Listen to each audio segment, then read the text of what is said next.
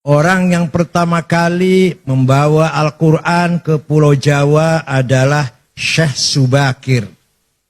Syekh Ahmad Subakir membawa Al-Quran, diperkenalkan kepada Ratu Sima, Raja Kalingga di Jepara.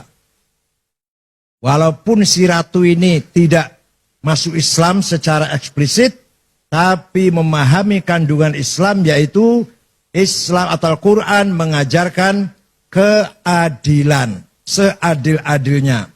Maka Ratu Sima, Kerajaan Kalingga, Jepara, terkenal ratu yang paling adil. Dan masyarakatnya dipersilahkan, diberi kebebasan memeluk agama Islam. Syekh Subakir mempunyai tugas apa? Merantai, mengkerangkeng apa? Mengikat makhluk-makhluk jahat yang ada di Jawa. Semua diikat dengan rantai, dibuang ke Laut Selatan. Kecuali dua makhluk yang tidak mengganggu Islam. Gak mau dibuang ke Laut Selatan, yaitu Sang Hyang Semar dan Sang Hyang Togog. Dalam Nusantara bisa cerita begini, Beb. Karena beliau makhluk sangat bagus, walaupun tidak masuk Islam, tapi tidak memusuhi agama Islam. Ulama kedua yang bawa agama Islam terkenal adalah Syekh Ri'asuddin An-Nisaburi, yang terkenal dengan Mbah Wasil. Beliau membawa kitab Al-Asrar, kitab rahasia. Diajarkan kepada Raja Jayakatwang, Joyoboyo, Raja Kediri Doho Kediri. Maka terkenal dengan ramalan Joyoboyo, itu sebenarnya terjemahan dari Kitabul Asrar, kitab rahasia-rahasia. Yang dibawa oleh Mbah Wasil, kuburannya di belakang Masjid Setono Gedong, Kota Kediri. Kalau Syekh Subakir ada yang bilang kuburannya di Gunung Magelang, Gunung apa? Tidar. Ada yang bilang di mana-mana. Yang benar, yang prosentasinya paling benar, di Goa, di Sulawesi Selatan. Mbah Subakir wafat di situ.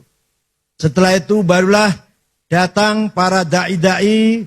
Pertama kali ada pesantren di Jawa Barat tahun 1410 adalah Syekh Hasanuddin dari Cina. Atau terkenal dengan Syekh Kuro. Kuro itu Qori yang mengajar Al-Quran. Di desa Rengas Dengklok, Kerawang. Punya murid. Salah satu muridnya namanya Subang Larang. Anaknya Ki Gede Tapa, kepala bandar pelabuhan Cirebon. Ki Gede Tapa itu bukan dari Solotigo loh, dari Cirebon. Nah, Subang Larang ini Pak Hanif kutilang. Kuning, tinggi, langsing. Sulit carinya nih. Kalau kebalikannya banyak, kebalikannya. Kebalikannya kuning, kebalikannya tinggi, kebalikannya langsing itu gak banyak itu. Tapi yang kutilang, aduh sulit carinya. Nah, suatu ketika Raja Siliwangi beragama Buddha dengar ada agama Islam, agama baru, berangkat dari Bogor ke utara, saya bunuh itu, kiai itu. Sampai di sana mendengar kutilang sedang baca Quran, klepek-klepek. Langsung lamar untuk saya saja kiai, silakan tapi kamu harus masuk Islam. Udah masuk Islam gampang. Ada mas kawinnya apa? Lintang kerti, tasbih maksudnya. Udah saya cari di pasar gampang mau berapa biji. Nggak ada di sini. Adanya di Arab gampang saya mabur ke sana. Keluar dari rumahnya kiai, dia siap-siap terbang. Hong, macet. Biasanya terbang biasanya. 2 kali, hong, nggak bisa terbang. Hong, gagal.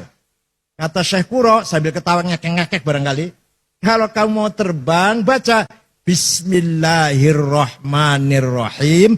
Baru hong. Hongnya tetap dibaca. Bismillah dulu.